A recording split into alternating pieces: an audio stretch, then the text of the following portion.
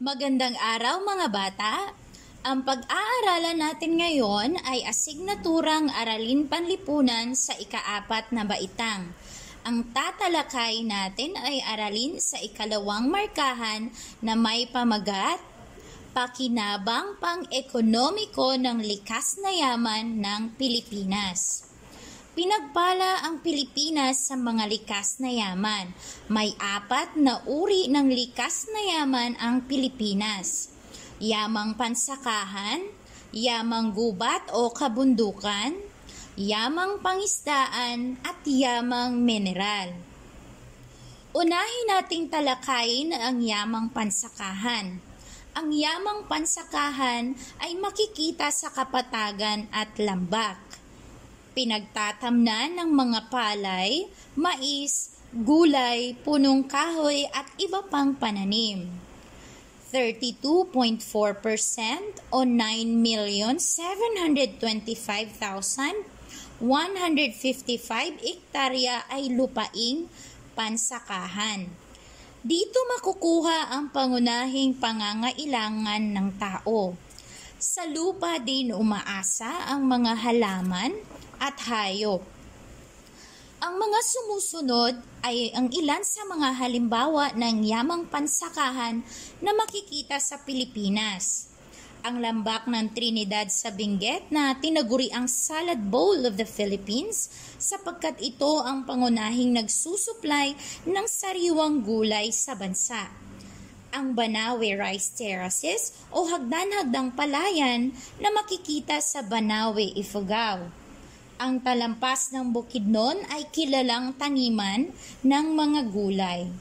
At ang Central Luzon na may pinakamalawak na palayan ng bansa at Nueva Ecija ang tinaguriang Rice Granary of the Philippines. Pangalawa naman ay ang yamang gubat. Mahigit kalahati ng ating kalupaan ay kagubatan. Halos 50% naman ng kagubatan ay makikita sa Mindanao. Sa Luzon, ang mga kilalang kagubatan ay ang rehiyon ng Cordillera at ang lambak ng Cagayan o Rehiyon 2. Sa Visayas naman, ang malawak na kagubatan ay makikita sa Leyte, Panay at Samar. Ang mga sumusunod ay ilan sa mga halimbawa ng ating yamang gubat. Ang kagubatan ng Palawan. Ito ang pinakamalaking kagubatan ng bansa. Kagubatan sa rehiyon ng Cordillera at kagubatan sa Sierra Madre. Ang pangatlo ay ang yamang pangisdaan. 2.2 milyong kilometro kwadrado ang kabuoang lawak ng pangisdaan sa Pilipinas. 1,666,300 kilometro parisukat ang sakop ng katubigan nito. Maraming uri ng isda ang makukuha sa ating bansa. Ang mga ilog, lawa, sapa, latian ay pangisdaan ng mga tilapia, bangos, hipon at iba pang uri ng isda. Ang mga sumusunod ay ilan sa mga halimbawa ng yamang pangisdaan sa ating bansa. Ang whale shark o Rhiniodon typus o mas kilala sa tawag na butanding, ang isa sa pinakamalaking isda sa buong daigdig na matatagpuan sa Pilipinas. Ang Pandaka pygmaea o sinarapan, ang pinakamaliit na isda na mahuhuli sa lawa ng bato at lawa buhi sa Camarines Sur. At ang bangus at tilapia na pangunahing produkto ng ating pangisdaan. Ang pang-apat ay yamang mineral. May 3 uri ng yamang mineral na makikita sa bansa. Ito ay mineral na metal, di-metal at mineral na panggatong. Unahin natin ang mineral na metal. Meron tayong bakal, chromium, nickel, zinc, tingga, asuge, aluminum, mamahaling mineral tulad ng ginto at pilak. Mineral na metal, meron tayong ceramic at refractory magnesite, luwad at ang mineral na chemical. Meron din tayong pataba tulad ng asupre, guano, phosphate, gypsum, asbestos, talc, marmol at aspalto. Mineral na panggatong o enerhiya tulad ng langis at karbon. Ang sumusunod ay ilan sa mga halimbawa ng yamang mineral. Ang mineral na metal tulad ng ginto, nickel, aluminum at bakal. Mayroon din tayong mga mineral na di-metal tulad ng luwad. Ginagawa nating mga paso, asupre at marmol. Carbon at langis naman bilang panggatong.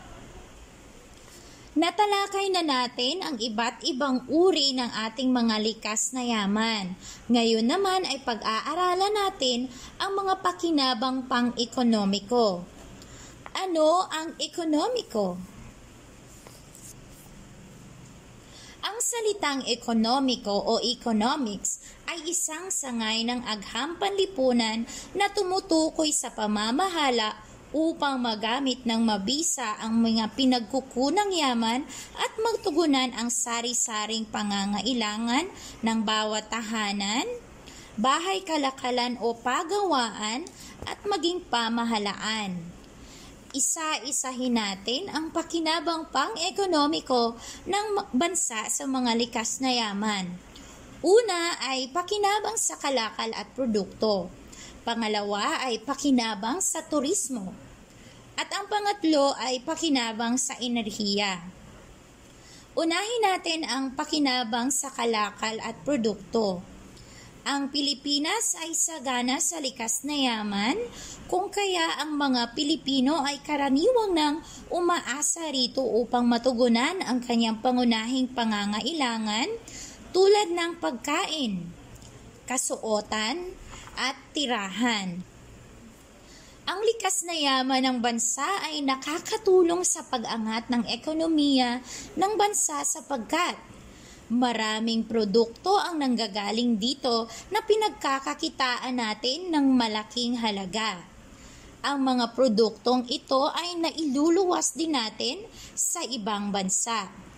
Nangangahulugan ito ng karagdagang kita sa ating kabangyaman na napakahalagang sangkap sa pag-angat ng ating ekonomiya. Nakasalalay sa paglago ng ekonomiya ang pag-unlad ng bansa.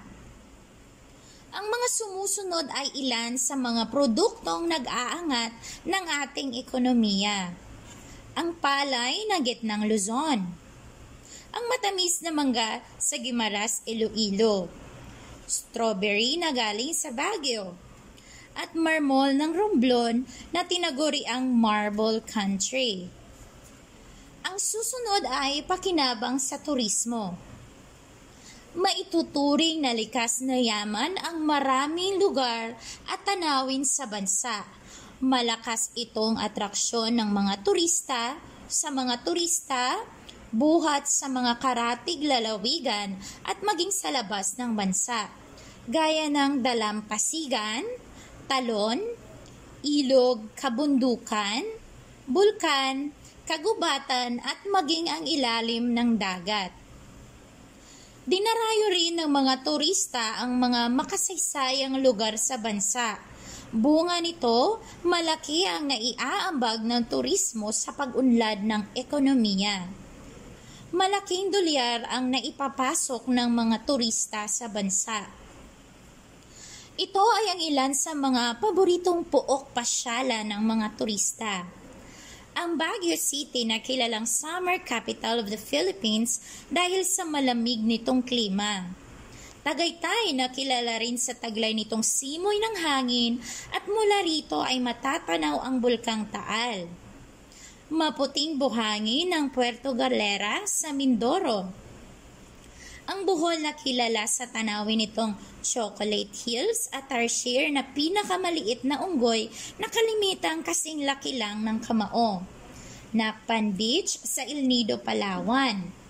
Isla ng Boracay sa Aklan na dinarayo ng mga turista dahil sa pino at maputing buhangin nito.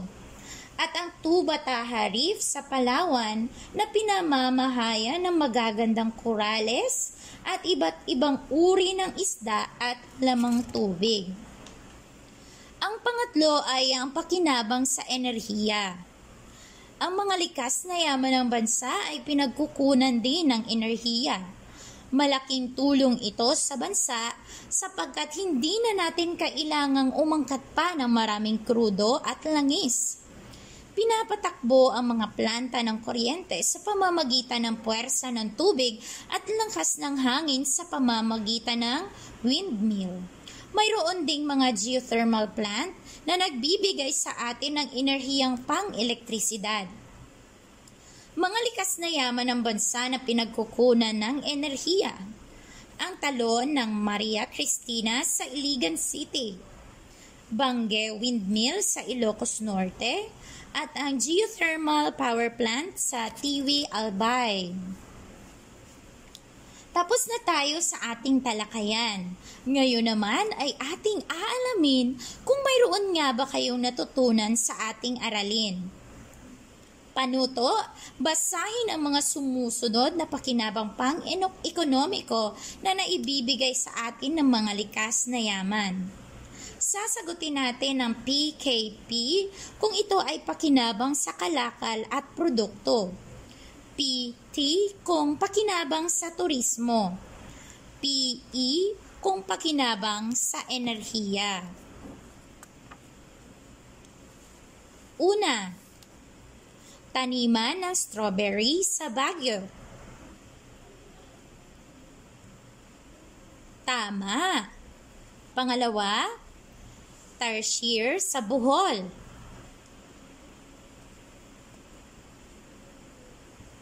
Tama. Pangatlo, windmill sa Ilocos Norte.